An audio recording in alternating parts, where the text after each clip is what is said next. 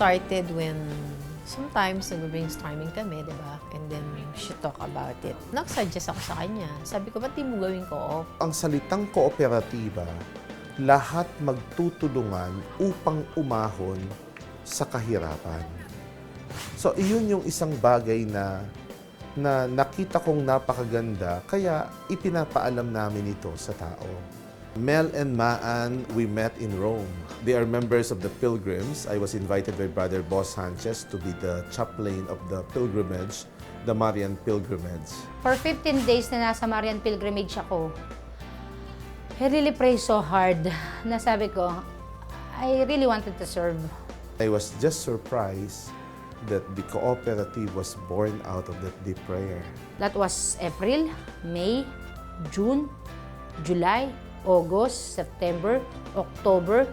Pag November na, sabi ko, Lord, parang hindi mo sinagot ang dasal ko. Ano bang gagawin ko dito? Nagulat ako, nagkaroon ng Yolanda. Na-trigger kami na talagang ituloy natin itong co-op na to. Kasi di ba marami namatay sa Yolanda.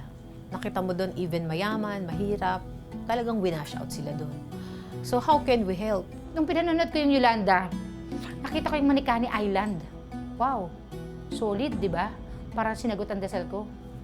3,000 people under one church, they survive. So kinausap ko ngayon itong mga tao ng Quick and Fast. So sabi namin, let's open this cooperative. Dito sa Quick and Fast, siguro started na mag-ipon. Makakabuo ba tayo ng isang restaurant ng 100,000 lang? Sama-samang pera. It's very, very possible. Kumbaga meron na kaming ipon, medyo malaki-laki na. Pinagsama-sama namin. Naglabasan ng pera, inabot kami ng 2 million. Nakabuo ako ng isang co-op. Ngayon, sabi ni BF, meron naman tayong ganitong pera. Instead na kami lang makikinabang, why not share it to others? So, eto na yung QFCC. Parang baby namin yan eh. Kasi lahat kami involved dito. I gather all the papers, all the legal papers regarding the government and the requirement and everything is finished already. That's why now the Quick and Fast Cooperative can operate directly without any hassle. Tapos December 18, niregister namin. February 8, nag-soft opening na. Now, may 300 plus na kaming member.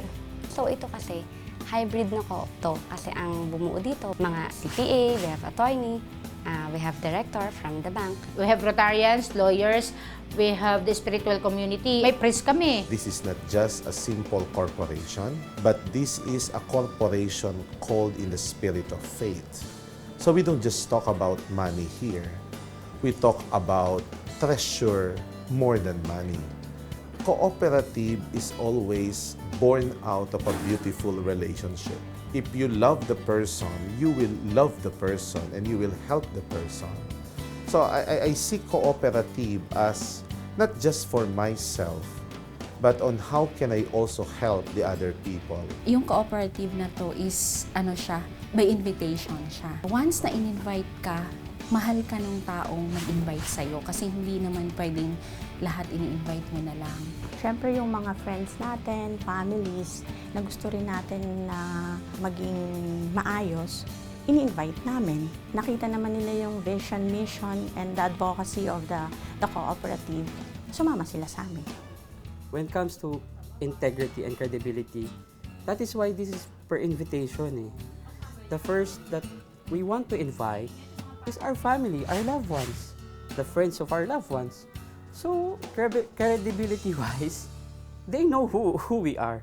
Kaya ako sumali dito sa co-op para mag-save po, para sa kinabukasan ko po. At saka kung sakali, limbawa bilang ako dalaga, tapos wala akong ibang masahan, at least for future, meron po akong makukuha or maaasahang pera. We teach financial habits to people, but also yung dinedevelop namin yung culture na holistic, including na yung how you deal with your co-members, and then pumapasok na rin din sa amin unti-unti yung spiritual side. Ang tawag namin dito is not anymore a company, but it's a spiritual family.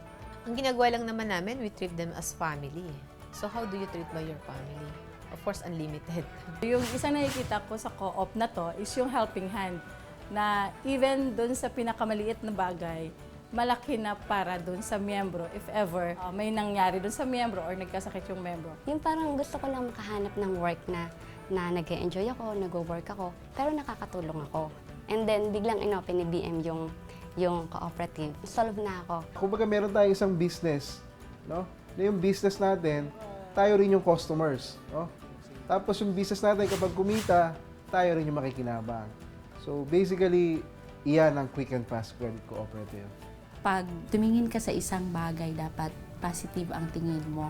Dapat ang vision mo maganda para mangyayari yung maganda. Quick and Fast Credit Cooperative, we just registered last year, no?